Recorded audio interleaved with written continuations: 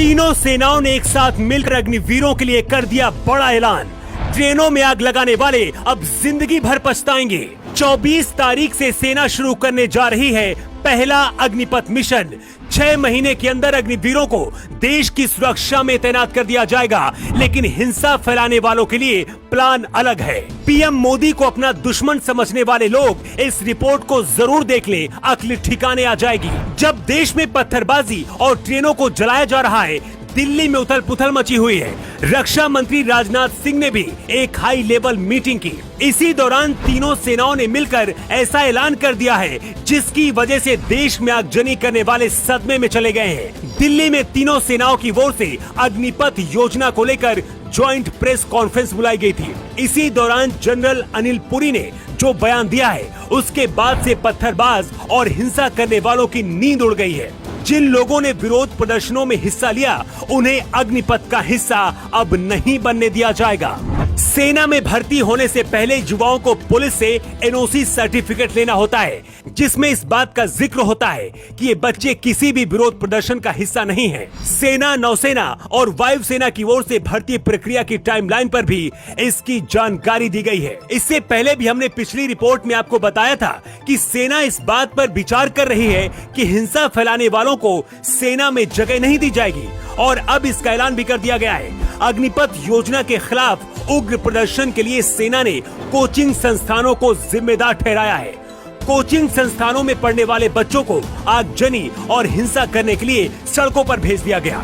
ये बात खुद लेफ्टिनेंट जनरल अनिल पुरी ने कहा है। सेना की तरफ से कहा गया है कि भर्ती में शामिल होने वाले हर अभ्यर्थी को अब एक एफिडेविट देना होगा कि उसने किसी भी प्रदर्शन में हिस्सा नहीं लिया, कोई केस नहीं दर्ज हुआ, तभी सेना का हिस्सा बन सकेंगे। क्योंकि ट्रेनों में आग लगाने वाले और पत्थरबाजों को सेना में अब जगह नहीं दी जाएगी।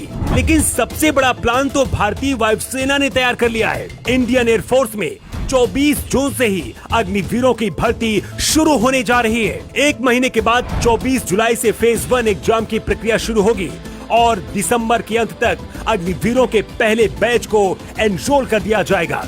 30 दिसंबर से पहले बैच की ट्रेनिंग भी शुरू कर दी जाएगी। सेना की तरफ से भी कहा गया है कि ट्रेनों में आग लगाने की बजाय तैयारी शुरू कर दे, क्योंकि जो बच्चे तैयार होंगे वही 24 जून के बाद एयरफोर्स का हिस्सा होंगे। सेना की तरफ से कहा गया है कि सेना में युवाओं की ज्यादा जरूरत है, इसीलिए ऐसा किया जा रहा है। जो लोग ये अफवाह फैला रहे हैं कि 4 साल के बाद अग्निवीरों का कैरियर खराब हो जाएगा, उन्हें ये जान लेना चाहिए कि 4 साल की नौकरी करने के बाद अग्निवीरों को दूसरी नौकरियों में आरक्षण दिया जाएगा। रक्षा मंत्रालय ने भी 10% आरक्षण का ऐलान किया है। इसके साथ ही इन्हें भी सेना के जवानों की तरह सभी सुविधाएं दी जाएंगी। अग्निवीरों के लिए ब्रिज कोर्स तैयार किया जाएगा, जिससे कि अपनी पढ़ाई भी जारी रख सकेंगे। सरकारी नौकरी में इन्हें उम्र में छूट भी दी जाएगी। इसके साथ ही और भी बहुत सारी सुविधाएं मिलेंगी। अग्निवीर योजना क्या है, इसे समझना है तो अग्निवीर योजना को पूरी तरह से आपको पढ़ना होगा, तभी आपको समझ में आएगा। तीनों सेनाओं की हुई प्रेस कॉन्फ्रेंस में साफ तौर पर कहा गया है कि कोचिंग संस्थानों का इस हिंसा को भड़काने में खास योगदान है। लेकिन सबसे बड़ा सवाल ये है कि अगर सेना में बच्चे नहीं भर्ती हो पाते हैं, तो फिर इसके लिए जिम्मेदार कौन होगा?